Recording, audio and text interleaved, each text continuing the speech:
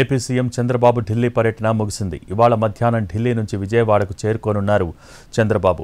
నిన్న ప్రధానితో పాటు పలువురు కేంద్ర మంత్రులతో సమావేశమైన ఏపీ సీఎం రాష్ట్రానికి రావాల్సిన నిధులపై చర్చించారు.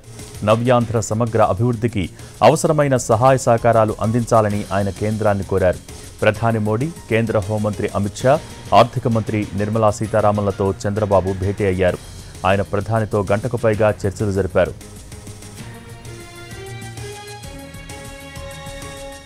రానున్న కేంద్ర కేబినెట్ సమావేశంలో పోలవరం ప్రాజెక్టుకు అవసరమైన నిధులను విడుదల చేస్తూ నిర్ణయం తీసుకోవాలని కేంద్ర బడ్జెట్లో ప్రకటించిన విధంగా అమరావతి పనులు ప్రారంభించేందుకు విదేశీ సంస్థల నుంచి నిధులు సత్వరం లభించేలా చూడాలని మోడీని కోరారు బాబు.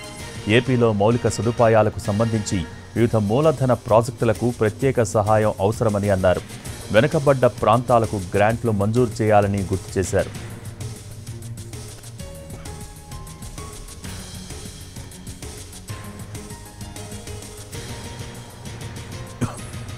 మోడీని కలిసిన అనంతరం కేంద్ర హోంమంత్రి అమిత్ షాతో చంద్రబాబు సమావేశమయ్యారు. రాష్ట్ర విభజన చట్టానికి సంబంధించి పెండింగ్లో ఉన్న అంశాలపై చర్చించారు. ఏపీ ప్రజల ఆకాంక్షలకు అనుగుణంగా ఎన్డీఏ ప్రభుత్వం చేసిన వాగ్దానాలను నెరవేర్చాల్సిన అవసరం ఉందని గుర్తు చేశారు.